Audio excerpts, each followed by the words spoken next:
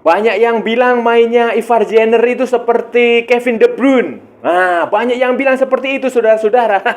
Tapi menurut saya tidak, saudara. Menurut saya lebih mirip Paul Pogba. Paul Pogba di masa kejayaan, box to box midfield, gelandang box to box yang sangat jago dalam bertahan maupun menyerang, punya tendangan dari luar kotak penalti yang bagus sekali, dan ini menjadi bukti bahwa Ivar Jenner memang pemain masa depan Indonesia di lini tengah. Halo saudara-saudara, jumpa lagi dengan komentator gadungan di sini. Dengan komentator yang gadungan. Seperti biasa saudara-saudara, seperti biasa, kalau kita sudah bertemu pasti akan ada yang kita bicarakan tentang sepak bola di seputaran Asia Tenggara, di negara-negara tetangga, di negara-negara jiran, di negara-negara serumpun, di Indonesia, Malaysia, Thailand, Vietnam, Laos, Myanmar, Kamboja, Filipina, Brunei Darussalam, Singapura, Timor Leste, dan sekitarnya. Semua akan kita bicarakan, baik yang bermanfaat maupun yang tidak bermanfaat, baik yang berguna maupun yang tidak berguna, baik yang menyenangkan maupun yang bikin sedih, baik yang menghibur maupun yang tidak menghibur, baik yang konyol maupun yang membosankan. Pokoknya semuanya saudara-saudara, bebas saudara-saudara, bebas, bebas, bebas. Yang penting sopan. Dan hari ini saudara-saudara, hari ini kita akan bicara tentang kemenangan tim nasional Indonesia U23 atas Turkmenistan U23.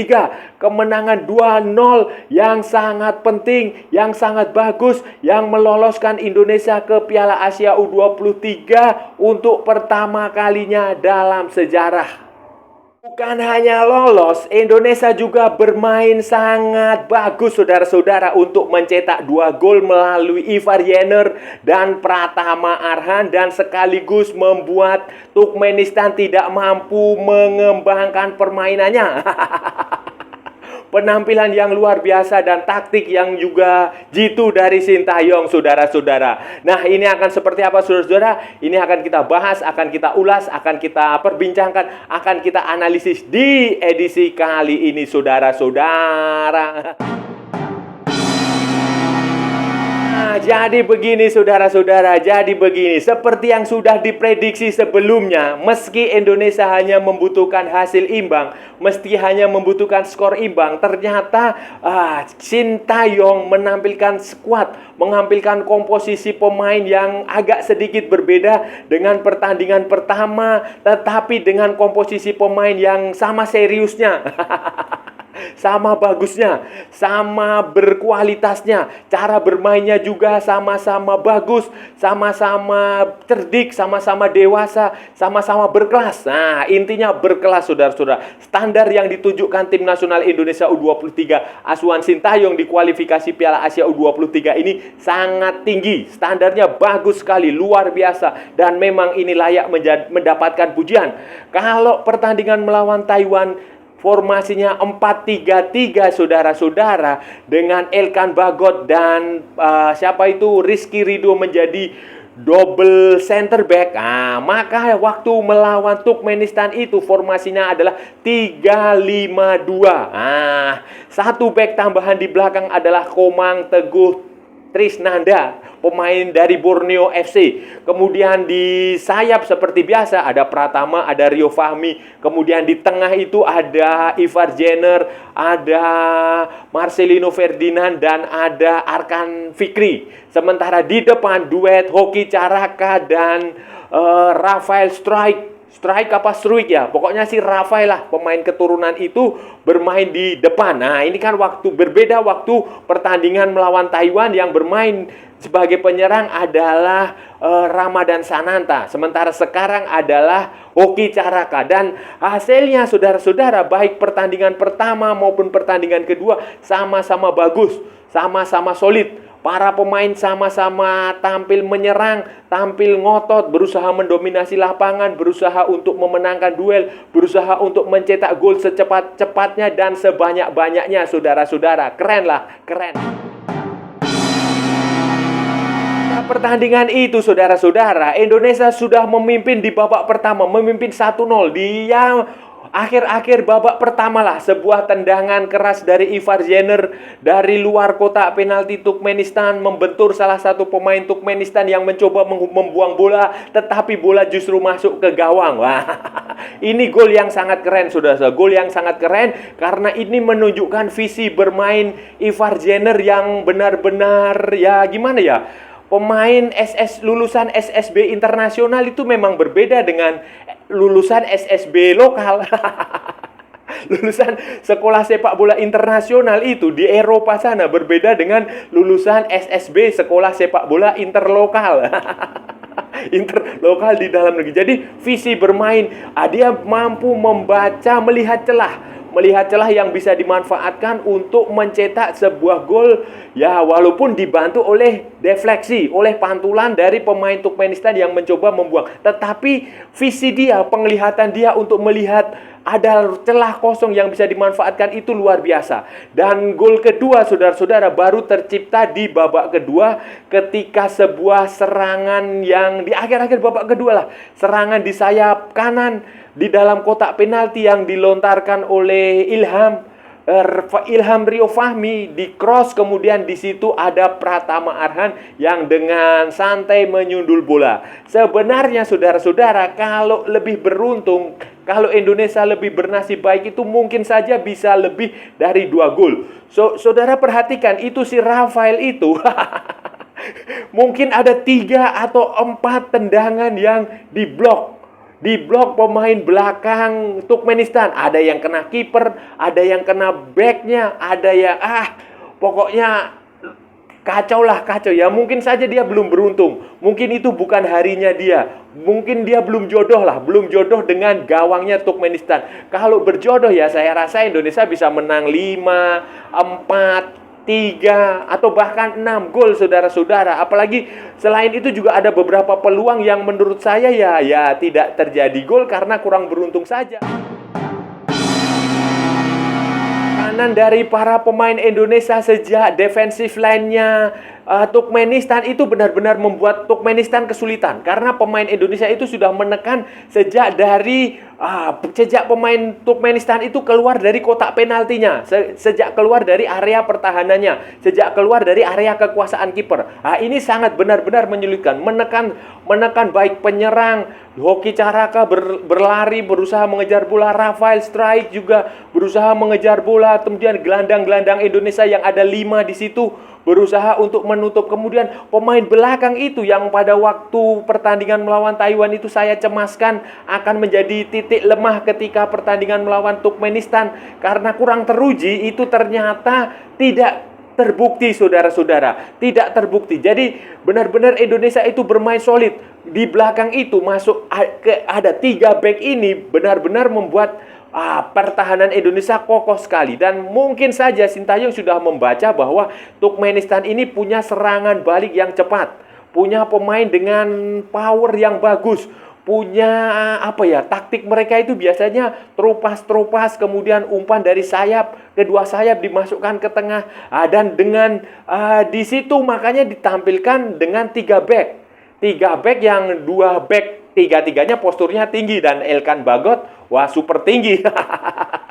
Dan ini terbukti sebuah menjadi benteng yang sangat tangguh. Dan Hernando Ari Sutariadi itu benar-benar terlihat santai sekali, sangat jarang bola bisa masuk ke pertahanan Indonesia. Kalaupun bola bisa masuk ke pertahanan Indonesia langsung dihentikan oleh pemain belakang. Bahkan ini saudara-saudara, bahkan nih, kalau saudara-saudara perhatikan, sebelum bola itu berhasil masuk ke kotak penalti Indonesia, para pemain tengah Indonesia itu sudah berhasil menghentikan serangan pemain-pemain Turkmenistan. Ivar Jenner menurut saya menjadi salah satu yang berhasil meredam serangan Turkmenistan sejak dini. Sejak lini tengah dia sudah berhasil menghentikannya. Bahkan tackle, kemudian intercept itu mampu dilakukan oleh Ivar Jenner, saudara-saudara. Luar biasa. Dan menurut saya, saudara-saudara, Ivar Jenner ini pula lah yang layak kita nobatkan sebagai man of the match, pemain terbaik pada pertandingan Indonesia melawan Turkmenistan.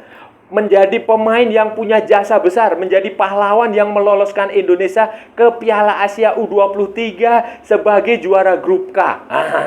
Ini sudah keren sekali.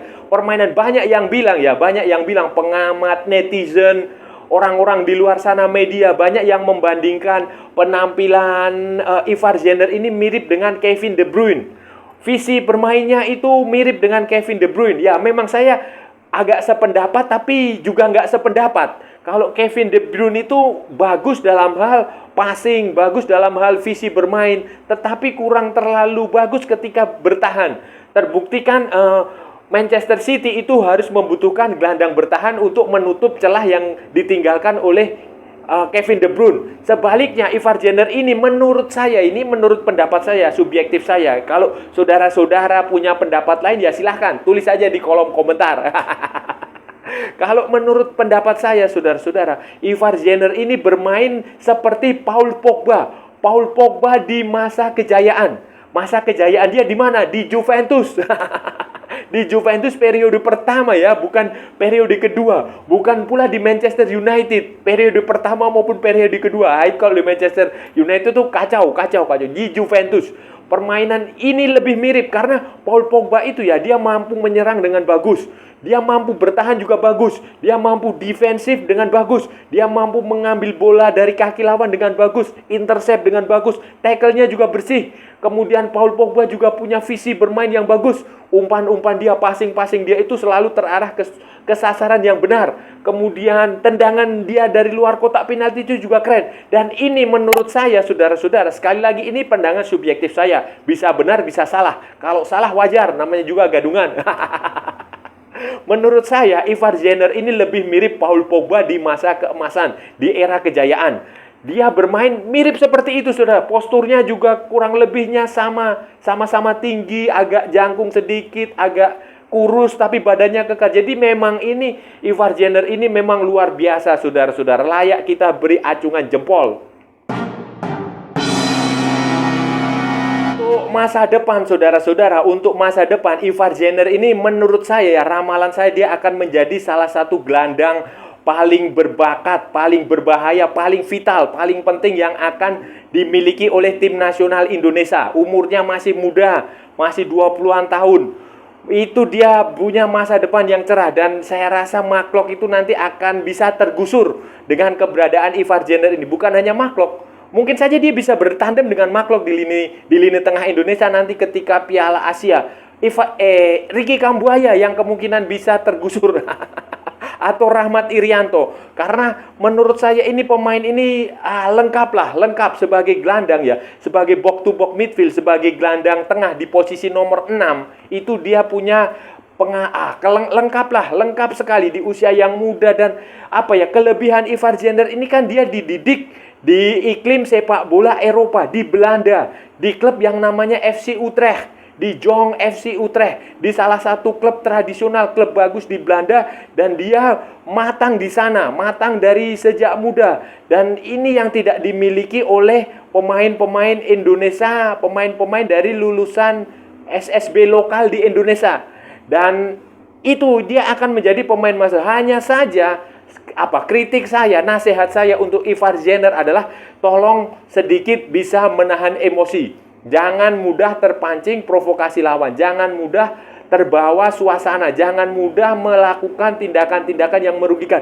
Karena kalau sudah perhatikan, waktu pertandingan melawan Turkmenistan, Ivar Jenner ini sempat terpancing. Beberapa kali sempat terpancing. Dia sempat, waktu Komang itu dicurangi, dia sempat membela. Kemudian waktu Pratama Arhan di pojokan itu, kacau. Jadi menurut saya Ivar Jenner harus lebih tenang. Tidak perlu terpancing provokasi karena Anda ini pemain dari Eropa, bukan pemain dari lokal Indonesia. Kalau pemain lokal Indonesia saya bisa paham karena memang sumbu pendek semua. Tapi kalau pemain dari Eropa seharusnya berpikir lebih banyak. Dan itu hanya satu-satunya itu saja yang hanya ke titik lemah Ivar Jenner yang harus diperbaiki. Dan saya rasa dia akan diperbaiki itu karena waktunya masih panjang sudah. Selain Ivar Jenner, saudara-saudara, satu lagi yang saya tidak akan pernah bosan untuk memberikan pujian adalah Sintayong. Sintayong ini memang benar-benar pelatih yang punya visi, punya pemikiran luas, punya pandangan jangka panjang, sangat matang, sangat dewasa, sangat memahami mana yang penting, mana yang tidak penting. Dia sangat tahu apa yang harus dia kerjakan. Pengalaman dia yang panjang sebagai pemain di Korea Selatan, sebagai pemain di klub di Seongnam Ilhwachunma maupun sebagai pemain di tim nasional Korea Selatan itu benar-benar memberikan sudut pandang lain di tim nasional Indonesia. Pengalaman dia melatih tim nasional Korea Selatan di Piala Dunia 2018 itu benar-benar membawa semacam cahaya baru buat sepak bola Indonesia. Itu tidak pernah ada dalam sejarah Indonesia pelatih yang seperti ini. Meskipun itu sekelas Luis Milla. Menurut saya Luis Milla tidak sebagus kalau dilihat dari saat ini ya,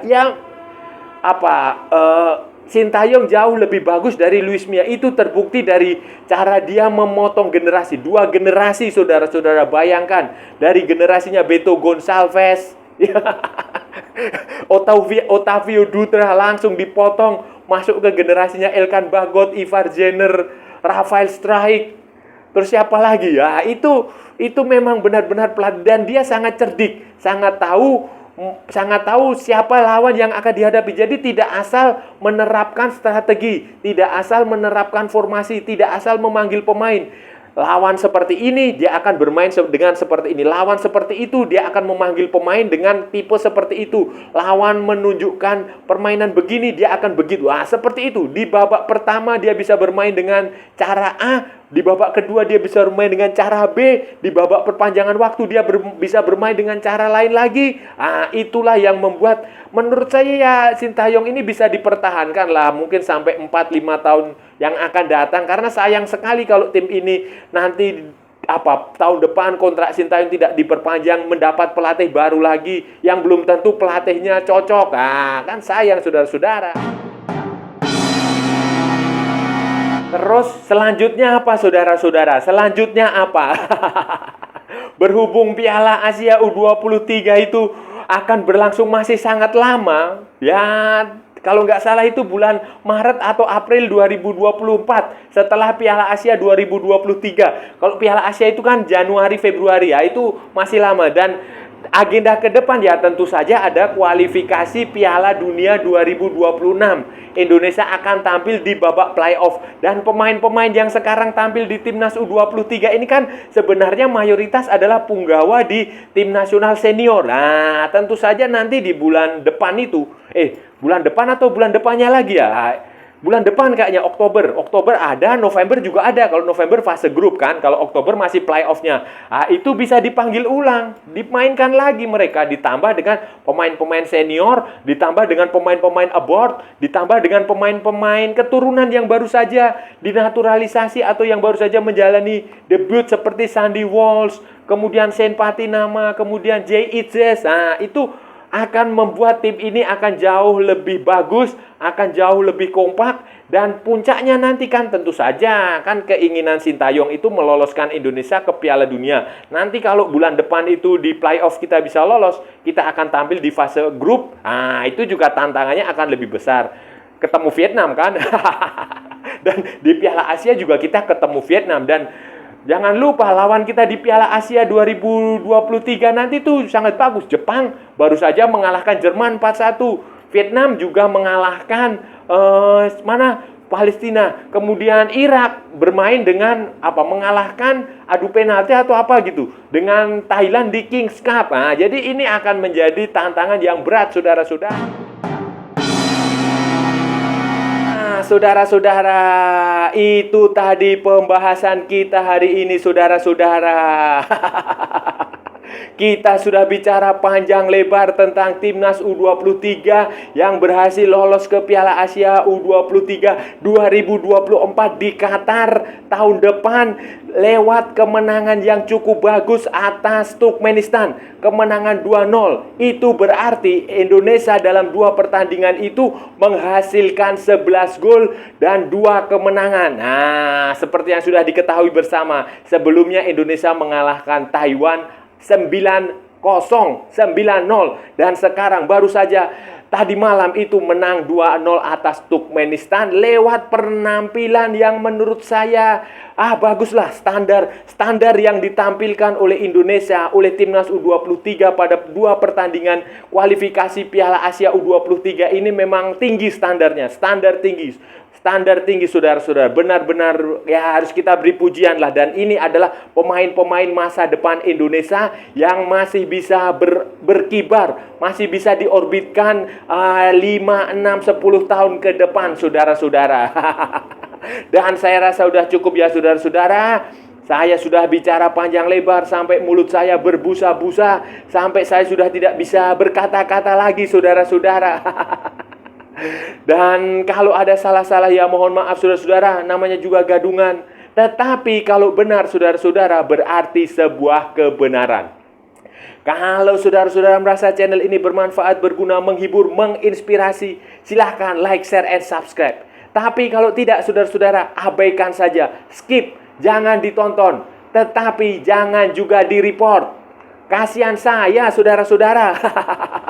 Ikuti pula akun media sosial Komentator Gadungan, ada di Instagram, ada di Facebook, dan ada di TikTok. Nah, oke saudara-saudara, sampai bertemu lagi di edisi-edisi berikutnya dengan tema-tema yang jauh lebih tidak bermanfaat, dengan tema-tema yang jauh lebih tidak berguna, dengan tema-tema yang jauh lebih membosankan. Oke saudara-saudara, salam olahraga dan merdeka.